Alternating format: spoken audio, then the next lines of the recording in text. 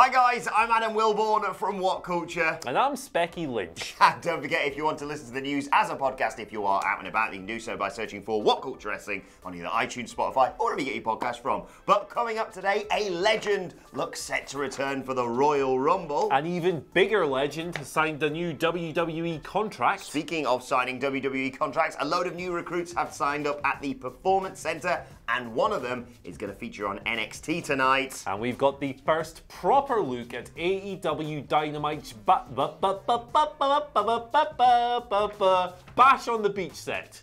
This is the news. How to turn a flub into a bit of banter. Anyway, we are going to kick things off by talking about the Biggity Big Show, who in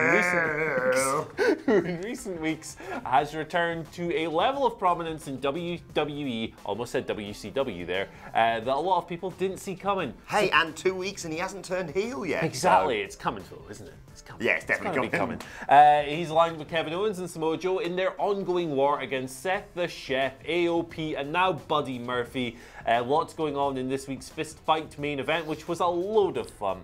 But Dave Meltzer on Wrestling Observer Radio has come through with an update on Big Show's situation, how it's going to go for him over the next few weeks, basically. He says the Big Show is not expected to feature on WWE programming long term.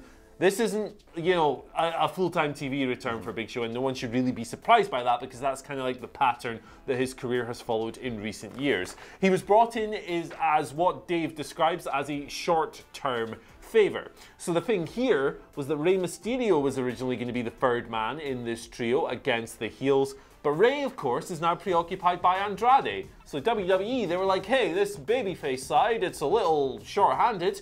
Who can we bring in that's not short at all?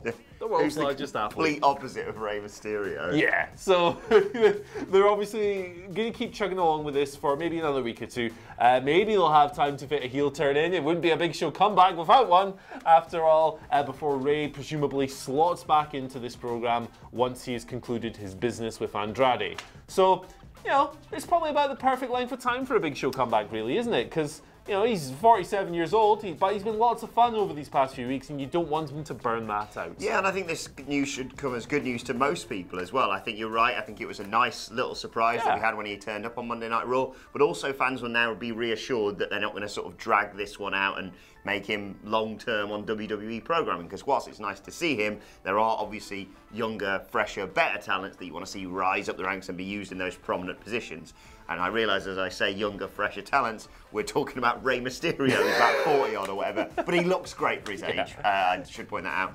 And you know what? I wouldn't be against a little spot for Big Show at the WrestleMania Andre the Giant Memorial Battle Royal, because he can always be there. How on earth are you going to get him over the top rope, guy? You can't possibly eliminate the 500-pound man. But it is great to see him, and I think he's been utilised very well. And if he keeps popping up occasionally like that, I've got no problems with it. Speaking of legends popping up, and if Vince McMahon is thinking, oh God, are we going to lose Big Show from our screens? Who on earth could possibly replace him? Kane! Kane is going to be coming back to TV. We've been doing a lot of Howard Finkel impressions in the office in recent days. Watch out for that toxin! He is going to be returning to WWE TV this week on Friday Night SmackDown. And not only that, he could well feature in the Royal Rumble. Yeah, I read the WWE.com post announcing this, and it was something along the lines of, Kane is featured in more Rumbles than anyone else, and he's eliminated all these people. Could he make history one more time? Probably not. No. But, you know, it's Kane. He still has quite a lot of stock among fans who remember him from back in the day. And the Mayor Glenn Jacobs bit with the 24/7 title was kind of fun. So yeah, maybe that was good, to be fair. But you know what I'd like And in fact, we'll get Pyro on Friday, we're not at that nice for explosion. ages. Maybe he'll be in the mask, maybe he'll be Mayor Glenn. But you know what I'd like to see in this year's Royal Rumble, and we spoke a little bit about this earlier. You know how we had the 3 faces of Mick Foley back in that Royal Rumble? How about the many faces of Glenn? So obviously you can have Kane with the mask, you can have Kane without the mask, you can have corporate Kane, you can have concessions Kane, my personal favourite, you can have Mayor Glenn Jacobs, you can have the Christmas Creature, you can have Isaac Yankem DDS, you can have, I don't know, I'm sure there's more as well. Was he not called character from See No Evil with the big old... Yeah. Yeah. So, you know, at least eight in there. Yeah. I'd love it if after all this excitement about the Royal Rumble, I wouldn't love it, but can you imagine WWE, all this excitement, and then instead of giving 10 spots to NXT, they just give all of them to various versions of Kane. Choking people out. It's the most WWE thing ever.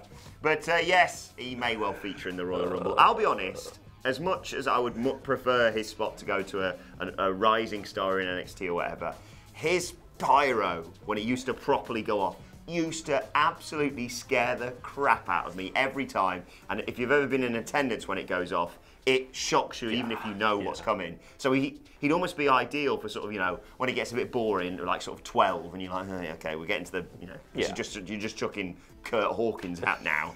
And if you just went, boom, I'd love it. Yeah, it might be fun. We'll see. We'll see how it goes. I mean, it's going to be crap, but yeah. Hey, Kane in 2020. Anyway, from one legend to another, I've maybe oversold this guy a little bit. Elias. He has signed a new WWE contract. This was revealed on last night's episode of WWE Backstage. It was said to be a multi-year deal. Don't know the exact length of it, but given that WWE have been handing out these 5-year contracts to people in recent months, it's probably safe to assume that Elias has scored something similar. WWE obviously very keen to tie people down long term at the moment so they don't go anywhere. But that aside, like, Elias, he's probably in the perfect place. Right? Yeah. He's a sports entertainment guy. He's very, very entertaining. The act would not necessarily work as well elsewhere as it does in WWE. And that's not to discredit the man, because I think he's great in his current role, and I think he's in the perfect place. 5 more years or however long just makes sense. Elias has signed a multi-year deal. I love him and his musical spiel. Yep. Can have that one for free, mate. I hate myself. Right, let's move on and talk about new recruits for the Performance Center. A whole host have been signed up, including Jake Atlas and Mercedes Martinez. A huge signing for WWE, this. Not only is it great to see Mercedes Martinez get to the WWE Performance Center, and we saw her celebrating it on Twitter, saying she'd worked years for this and how happy she was to finally have made it there. She's going to be chucked straight onto TV. She is going to be in the NXT Women's Championship Battle Royal set to take place tonight. Of course, the winner of that will face Rhea Ripley for her NXT Women's Championship next week, I do believe. I believe so. I think so. I believe so. So congratulations to Mercedes, Jake Atlas, as I mentioned there. We've also got a few others, including an acrobat, a former NFL player, of course, some bloke who's like 7 foot tall. Big Zachariah. They're like mandatory ones every single time that they announce new signs to the Performance Center. And I like this. Emily Anzulis, who you may have seen on Dwayne "The Rock" Johnson's Titan Games. She was crowned the first female Titan, and I can't wait to see how they absolutely ruin that with her character. So she pretty much won the American version of Takeshi's Castle. Yes. That's God, I love Takeshi's definitely Castle. What it is, right? It's Craig Charles on that one too. Oh. Interesting set of signings here. I think, like, you know, you look at these former athletes in college and professional and so forth and think, yeah, see what WWE can tap out of them. But as far as the wrestlers go, Jake Atlas is a cool one. Yeah. One of the biggest names to kind of arise from the indie clear out of the past few years, really established himself on the indies over the past couple of years. And he's only 25 years old. He's made it his goal to become the first ever openly gay WWE champion. So that's a nice bit of history there waiting for him if he can accomplish that. He was on an episode of Undercover Boss with Steph, wasn't he? If I'm not mistaken. Cool. That's I think that's when he told her that. I'm not sure. Anyway. That's another nice little notch for his little thing. Mercedes Martinez is great. She's one of the best women's wrestlers on the planet. No-brainer. Absolute no-brainer. Lots of experience. Really excellent already. Could probably transition into a Performance Center coaching role when she does eventually decide to retire. Perfect sense. Shocked that Adam Nicholas pointed this out. Shocked that AEW didn't snap her up. Yeah, it's weird. She was in one of the Casino Battle Royals, wasn't she? She was on Dark as well, so she's been in that universe, and she would have been a great fit for that women's division. But you know, she's going to do great things in NXT, and she's probably getting paid a whole lot more as well. So good for her. Good for NXT. Very happy about this. Yes, very happy. Very good stuff. Moving somewhat onwards, we're going to wrap things up for our last little story here, talking about AEW Bash at the Beach this week. And obviously when this gimmick was announced and they started coming out with the retro images of the banners and the aesthetic and stuff, and it's an old WCW property, you think they're going to go for the old aesthetic. It's going to be a beach. If they're not going to hold it on the beach, which they're not, maybe they'll have some sand, some palm trees, some cool stuff. Make you Sandcastles. Yeah, make you feel like you're on the beach. But guess what? Good old Jim Ross has been on Twitter, and he has shared the first official look at the AEW Bash on the beach set, and just looks like an episode of Dynamite, doesn't it? So far, there's not really anything there to distinguish it from any other episode. If it's presented this way, then it will be seen as a huge disappointment, because if you're going to use the gimmick, use the gimmick. However, we should say that this is obviously 24 hours before the broadcast. Maybe they're going to decorate the set a little bit more. I sure hope they do, because at the moment, that looks boring, Lon. Yes, exactly. It's Bash of the Beaches holds a major significance with older wrestling fans like you and I, which is a really depressing statement to say. Older wrestling fans. We're now older wrestling fans. But yeah, look, we know Cody is a good friend of ours, and he may well be watching this. Cody, get some inflatables, get some bloody sandcastles in here, sort this thing out. Yeah, I love Cody. There's a guy in the comment section who insists Cody is my boyfriend, which, you know, I mean, as a paid AEW shill, I can only agree with that. He's a very handsome man. Indeed.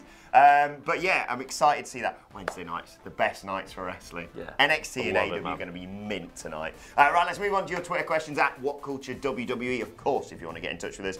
James McHugh starts us off. Legend. He says, who do you think should eventually beat Walter, brackets, Michael Hamflett, close brackets, Michael Sidgwick, for the UK title, and when? For me, I think they could build up Jordan Devlin to beat Walter sometime next year. That's my answer, baby. I think Jordan Devlin's the guy. Jordan Devlin is absolutely awesome. He's one of the most underrated wrestlers in the world. Great promo, great character, great wrestlers. We saw NXT take over Blackpool recently. I think he's the dude as well, but to offer a little bit of variety, I think Tyler Bate is also a good choice. He's had the belt before, had that wonderful match with Walter last year that you could build on, that you can move forward from and so forth. I think that would be really cool as well. But yeah, JD for me. It's tough, isn't it? We were talking about this, myself, Michael Hamflett and Adam Cleary, when we were doing the review of NXT UK TakeOver Blackpool 2. Debating on who on earth you could put him with next, let alone who could take the title off him. Yeah, I think Devlin makes the most sense. I can see a triple threat with just a one-off appearance from Pete Dunne, Tyler Bate and Walter could be very, very interesting in there. But I think Devlin, if you've seen any stuff from other promotions that they've done with Walter and Devlin, is it OTT? The OTT stuff is just phenomenal, yeah. Like, even just go and have a look at the video packages on YouTube. Packages. They're just, And Devlin's, and completely off on a tangent, Devlin's feud with David Starr. Go and watch that promo. It's like 7 minutes. It's so good. Shout out to David Starr. Right, second question today comes from Fatima Khan, who says, do you think whatever is in Eric Rowan's cage will be revealed during the Royal Rumble match, or will WWE try and drag the storyline out further? I mean, there's a good chance of that, right? They could use it to scare people away, but you know, it's going to be a little boggling or something, isn't it? Yeah. Like, sorry, Jim Sterling, I've jacked your Goblin fandom there, Boglin fandom there, but yeah, I don't know. I'm kind of into it now. I've kind of turned the corner on this because it's so silly that, like, after a couple of weeks of it being dumb, you just go, okay, this is what it is. But I do think, the Royal Rumble's a possibility. They could do some interesting stuff with spots. Maybe someone will run away over the top rope, get themselves eliminated because they're scared of the cage. But let's be honest, they're going to drag it out for like 5 years. Yeah, we aren't going to find out until WrestleMania 40 in real life. Final question today comes from Jason Sawatka. Legend. Fat McCann's a legend as well. Yeah, he says, with reports going around that the WWE Saudi show has been pushed back to February 27th, and of course AEW Revolution taking place on February 29th, do you think this is the perfect time for AEW to take advantage of a usual disaster of a situation by WWE? It's certainly a good opportunity for them to follow up Crown Jewel or whatever it's going to be called with like an absolute banger pay-per-view. Because these Saudi shows often have little bits and pieces that are quite fun, quite nostalgic, quite entertaining, but they're never banger shows. No. That's not the point of them. The point is to go over there and entertain the fans and pop them with old legends and stuff. So it's a great chance for them to come out absolutely and just go, hey, this is our product, it's cutting edge, it's state of the art, it's this, it's that, it's the next thing. But at the same time, people don't really take, like Western viewers certainly don't really take these Saudi shows with the same degree of prestige as the average main roster pay-per-view. So it's one thing to beat that, but a totally different thing to beat the quality of, say, a main roster pay-per-view or takeover. And I think even if you ask any of the Dudley boys or anyone like that, they prefer you just concentrate on your own product rather than take digs at other products. I think the big thing here is disregarding AEW. As we've mentioned, that Saudi show looks yet again to be taking place on a Thursday. Just make Friday Night SmackDown a women's show. Yeah. Like, you're on the road to WrestleMania, there's so much you can build. You could potentially have Shayna Baszler, of course, involved in that if she appears at the Rumble. Just, you know, you did such good stuff accidentally due to the Saudi show last time with NXT invading. Plan ahead a little bit this time. just work out some way you have some big spots in the women's storylines as they head towards WrestleMania, and just put on a banger episode of SmackDown, because people will watch it. Yeah, absolutely. Have like 5 women's matches. Have some legends, have some female legends if you're that desperate, if you're worried about, viewing figures or what have you. But to balance things out, I'm not saying we need to have another Evolution or whatever, as much as many people would like that. Just make it a SmackDown Women's show. Be good stuff. Right, let's move on to today's and finally, and just something I have adored since finding this fact out. The 24/7 Championship has had a checkered history. It started off with the greatest person ever winning it, of course, Titus O'Neil. Then R-Truth's won it like a million times. I think Mojo Rawley, at time of recording, may well be 24/7 champion, although I'm not 100% sure. But Andy Murray, do you know which famous person very nearly became 24/7 champion? Now, you know that, of course, that they've put it on people who I've never seen before on Fox, who American viewers probably know who they are. People who drive cars, people who throw footballs, people like that. But anyway, this person you will have heard of, do you know who almost became 24/7 champion? Adam Sandler. You're relatively close. Really? Sort of. Blade. Wesley Snipes nearly became 24/7 champion. R-Truth, I think, was on Sam Roberts' podcast talking about this. And basically, Truth was, I love R-Truth, was saying he was, Fox got him to do an interview for the new movie, Dolomite's My Name, and he got to interview Eddie Murphy, Keegan-Michael Key, and Wesley Snipes.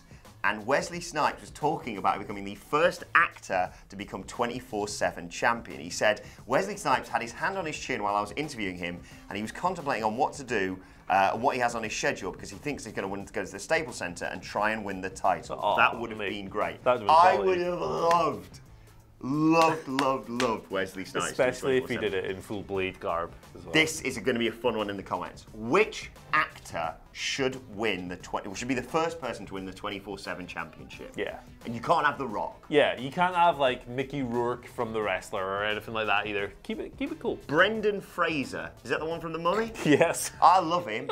Put a title on him. Who are you going for?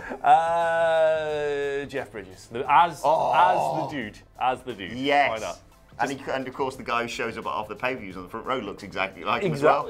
Exactly. Let us know, which actor would you like to be the first person to win the 24/7 championship? This is going to be fun. This is going to be good. Right, let us know your thoughts on that and all of today's news stories in the comment section below. Don't forget to like, share, and subscribe. And subscribe to What Culture Wrestling on either iTunes, Spotify, or wherever you get your podcasts from. For daily wrestling podcasts, myself and the Daily Boys are basically going to have an argument ahead of the Wednesday Night War later on tonight. A little preview of NXT and AEW Dynamite, of course. Plus, let us know your thoughts on Twitter at WhatCultureWWE. Watch there. Follow both of us. You can follow him at Andy H. Murray. The H stands for Hoose because the moose is loose. There's a moose about this hoose. Racism. Follow me at Wilborn for more of that sort of thing. Follow us all at WhatCultureWWE. As I said, my thanks to Andy Murray. Thank you for watching, and we will see you soon. Oh. Hi guys, I'm Adam Wilborn from What Culture, here to let you know we want your live event videos, whether that be something that happened after the cameras stopped rolling, or your reaction to something amazing that went down at the show you were at. Stuff like this. One of the other sweetest things I've ever seen was just recently when we saw Roman Reigns kick the shit out of cancer and come back on Monday Night Raw.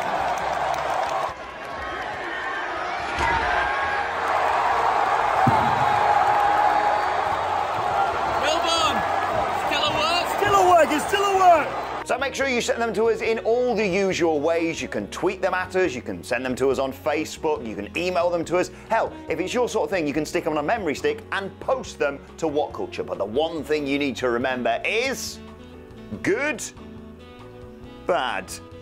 Thanks for watching. Bye.